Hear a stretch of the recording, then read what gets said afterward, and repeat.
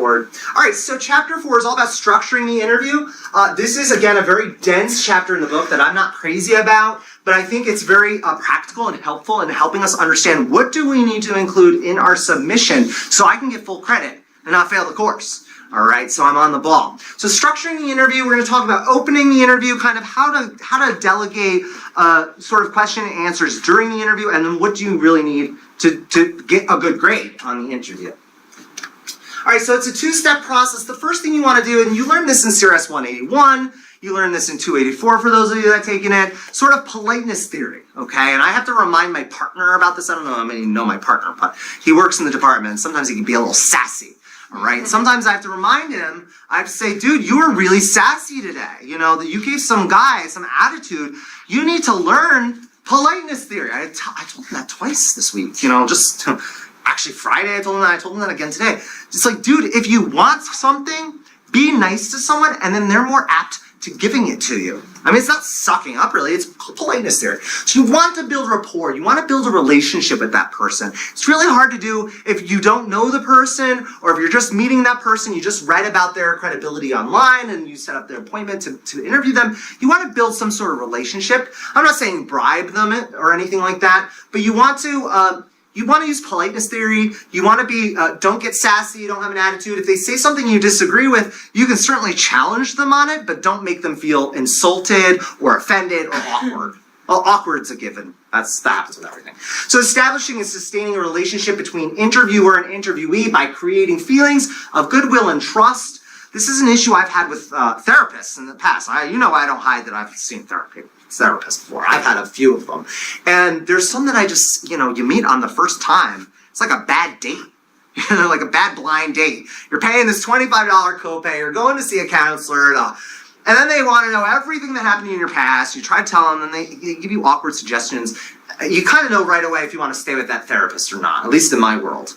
That's level 2, level 3 questioning. You really need to trust someone. If they're asking you about intimacy, relationship stuff, conflict management, drugs and alcohol, or mental health, you want to be able to lay some trust there. Orient the other party. You want to be careful assuming too much or too little about the other party. That's why I try to ask non-invasive, non-probing questions if you can. Now, your relationship, you might be friends with the person, or it might be a parent or an uncle or a family member or a relative or a supervisor or something like that, or a mentor.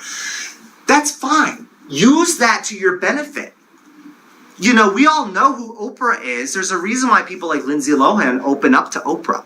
Because of her credibility, her knowledge, our past relationship, knowing that person. So always orient the party. And again, if you don't know the person, politeness theory works the best. Opening techniques, these are kind of common sense. I don't like to say that in a course that I'm teaching because then it's like, well, what's the point of the instructor? So opening techniques, you want to state the purpose. The reason why I'm here is because I would like to interview you. Now, if you're going to invite your interviewee to the interview, I'd like to interview you. Of course, you want to state the purpose in that initial email of some sort. The instructor before me who taught this course used to grade the email or the card or the request that you make to get the interview. I don't do that. You got enough to do. Summarize a problem. This is a problem that's going on campus and I'd like to address it with you. I'd like to get your input. Explain how a problem was discovered. It could be, I remember when I was a resident assistant. Is anyone here, or a resident advisor? Is anyone here an RA? Yeah. It's hard work, okay? I remember discovering a lot of problems when I was an RA, like stuff I didn't know happened. On-campus raves, didn't know that they occurred until I was, on call one Saturday night. Or no, it was the night before Easter when most students went home, and there was a rave in my building. I was like a corner room. It was so odd, and I had to report it. It was awful. That was an awful night. That wasn't the night, though. I don't know if I told you the story. The one night where I'm going to say frat boy. This frat boy ripped the water fountain out of the wall across the hall from me, and when I was on call, and then he went and defecated in our shower. Yeah. He ended up getting kicked out that semester. They found like bombs and stuff in his room, and I was like, ha! Got kicked out. That's for pooping in my shower. Nasty. Ugh. So being an RA, you kind of discover problems that you didn't know existed. Like, oh, there is a rave in the residence hall. How's that happening? This the whole time? I don't know. I don't know. I tried to do that for effect. That didn't work. Okay. Offer an incentive or reward. That you're in college. I don't think you're really going to offer an incentive or reward, but that's in there. Request for advice or assistance. That's really key for counseling issues too. Refer to the known position of the interviewee. So again, their credibility, their ethos, if I may say. Refer to your organization. I'm a student in communication and rhetorical studies. I'm taking CRS 435 with Professor Perrello, and I'm going to interview you regarding whatever. Request a specific amount of time. This interview will take anywhere between 15 and 20 minutes, you can say. Even, as tacky as it may be, if you want, put a timer down or set your stopwatch on your phone if you have, a phone to do that. Ask a question. That's kind of obvious, I guess. That's what you're doing. Or you use a combination. Nonverbal communication openings, this is sort of your first impression. You don't want to look to the ground. You don't want to look like you're lost looking in space. You want to make sure that your first impression is a solid sort of nonverbal hello, if I may. So an effective opening depends upon how you look, okay? Again, it depends on your relationship. I don't know if you're wearing pajamas to your interview. I'd like you to dress up, but I'm not rating you on pajama. If that's your relationship with the interviewee, that's your, if it's someone in your fraternity house, then that's how it is. If it's your mom and they're an expert on Italian cuisine or something, I don't know, then you could wear your pajamas or hoodie and a sweatpants or something.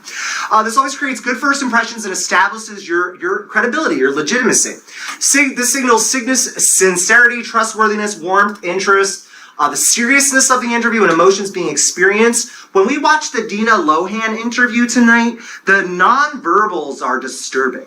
It's almost like I'd love to get your opinion. Is she on something? Is she drunk? Is she high? Is she just acting strange? She starts talking about Dr. Phil's little shoes. And he's like, what are you talking about? And then she's looking everywhere. She's pointing at cameras as she's on another planet. So she's obviously not taking that interview very seriously. She's saying, oh, your little shoes, that sort of thing. And emotions being experienced. Now, I try to teach, when you're doing the journalism articles, I try to teach that if you're interviewing someone who has just lost a relative or a friend or a family member, or like a house burnt down and you're dealing with poverty or something like that, you have to be unbiased. Do not get yourself into the position. Do not show emotion. It's okay to show a little emotion, but you give someone that inch and they're going to want you to really feel for them. All right, and we'll get into that when we do political interviews, bias a little bit more. Chances are you're really not going to interview someone about something like a level 2 or level 3 where emotions are really being experienced. The personal interview, perhaps, but not this one. Nonverbal, calm in openings. Of course, territoriality. I just got done teaching this in 181. All it is space. This is my bubble, and this is your bubble. Territoriality. So we can think of it, I know in 181 I teach the elevator experiment where people get in an elevator and they're close to you. There's that Seinfeld clip, or the guy from Seinfeld that's the close talker, which we'll watch in 181 too later this week. And this isn't 181, so I'll shut up. So if you're entering another space and perceive violation of this territory is likely to begin an interview poorly. So remember, if you're going in someone's office or someone's space, be respectful of that. Maybe mention a degree or a diploma hanging on the wall. Say, oh, I didn't know you went to Vanderbilt, or I didn't know you were an SU alum, that sort of thing. It also, again, that creates good rapport. Face, appearance, and dress, this contributes a great deal to first impressions. Communicates, a bunch of stuff. If you take a nonverbal, this is cake to you. Or if you're a CRS student, you're pretty much like, okay, I get it. How I dress reflects who I am or my identity. Touch. Know when and with whom touch is appropriate. Guys, it's usually not beneficial to put your hand on a female or their back or their head or something. I don't know. You don't do it.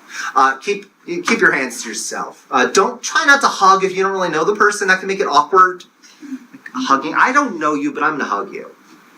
That's happened to me before. I won't even get into that. Generally, appropriate only when both parties have established a close relationship. Again, if you don't know the person, you got to build some sort of rapport with them. So again, politeness theory, again, mentioning something on their wall or an award they have, that's all kind of endearing in a way.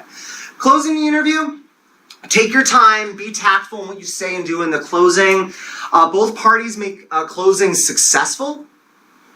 So it's a two-way street, it's mutual. Be careful what you say and what you do, okay? This is one of my favorite theories to teach, the law of recency, probably because it has to do with awkwardness, and I think awkwardness is just really interesting. It suggests that people recall the last thing said or done during an interview. So if you're in a job interview or you're closing an interview, that last thing you're saying is going to be the lasting impression.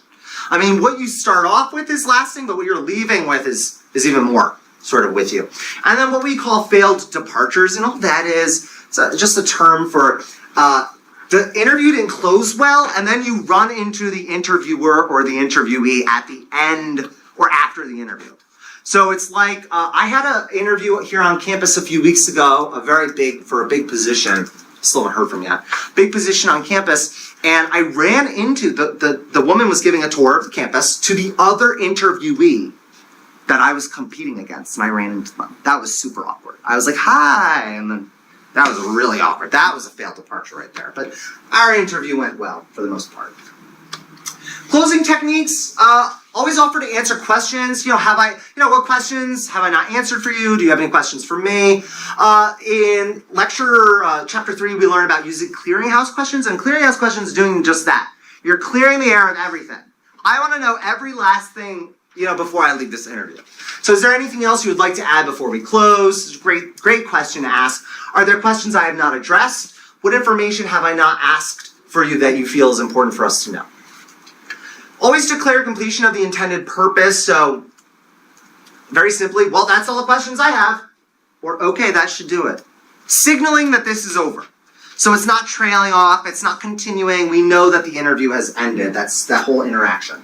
Also, you can make personal inquiries, and this is just a way to kind of leave on a good footing. So when you start your vacation in Puerto Rico, how's your brother doing in the Army? That sort of thing. And again, that's going to be if you, like Julia asked, how are we supposed to know what questions to ask if we don't really know these people? Do your research, like we're going to learn. And if you don't really know them well, you're not going to be asking them about their brother or their step-parent or something like that.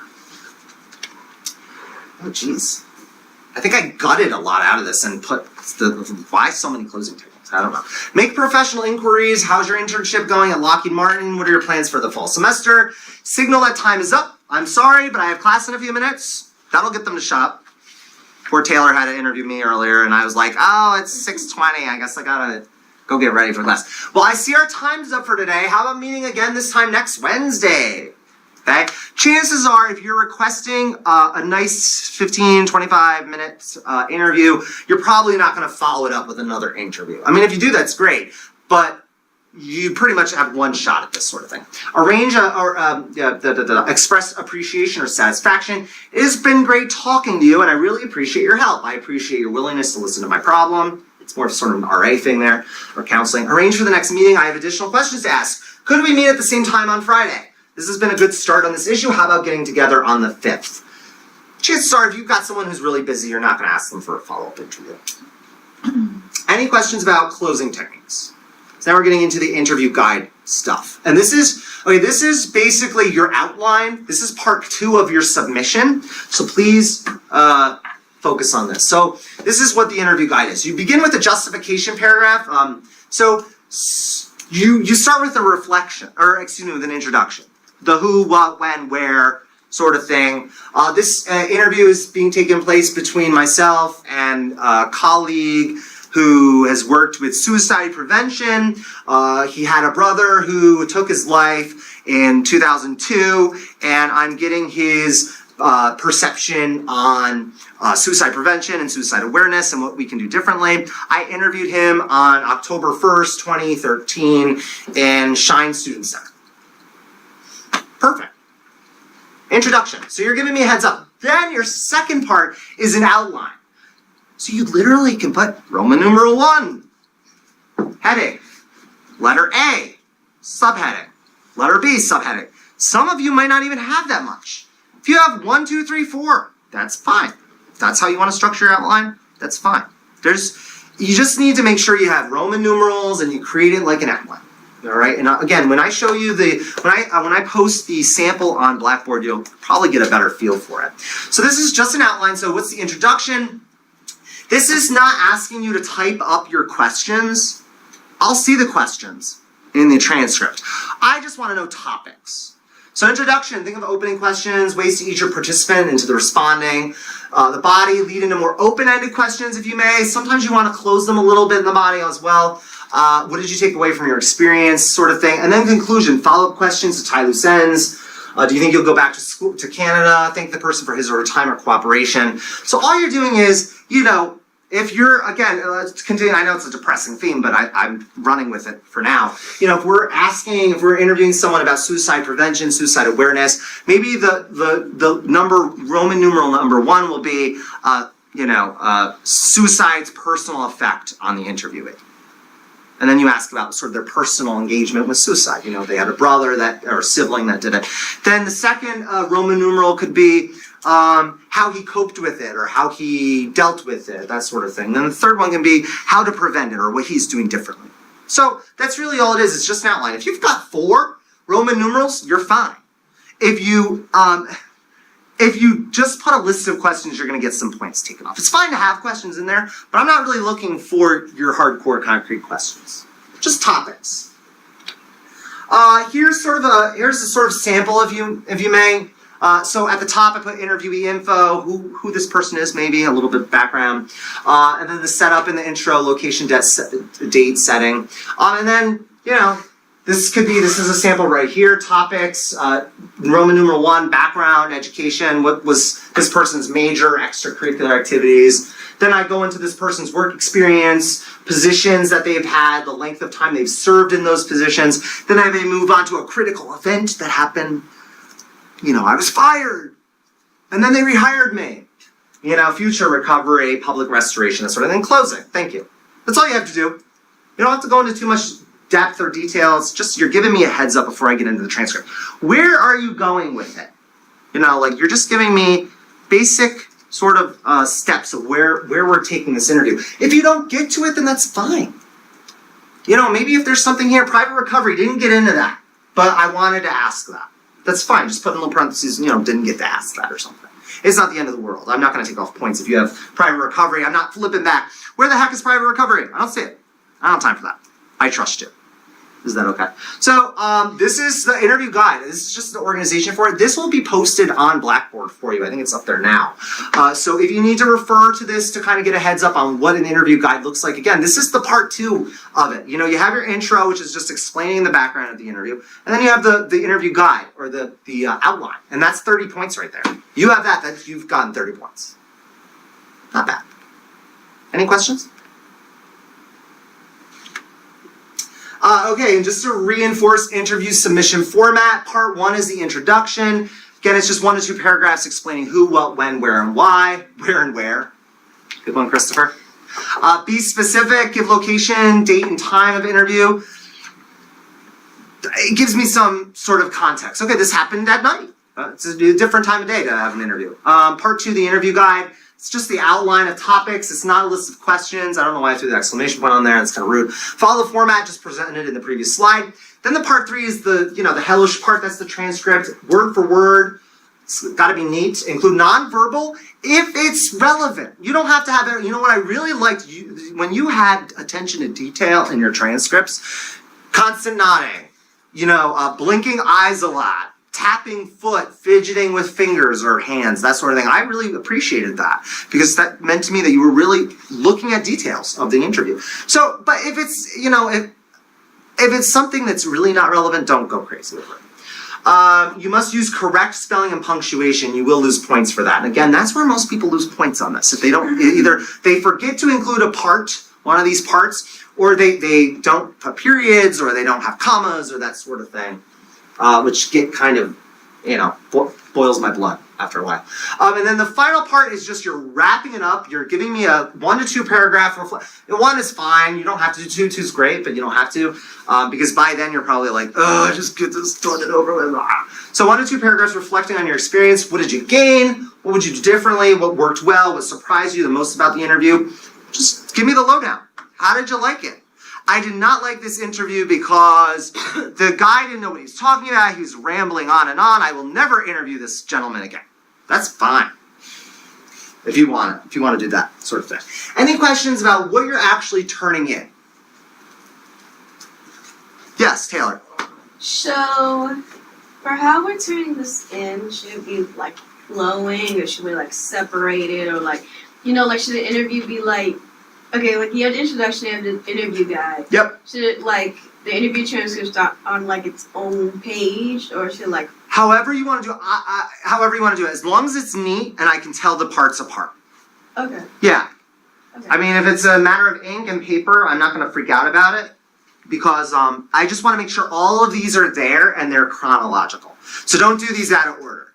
Okay. But that's fine. If part 1 and part 2 are on the same page, that's fine. You're just trying to save paper. I can live with that. That's a good question.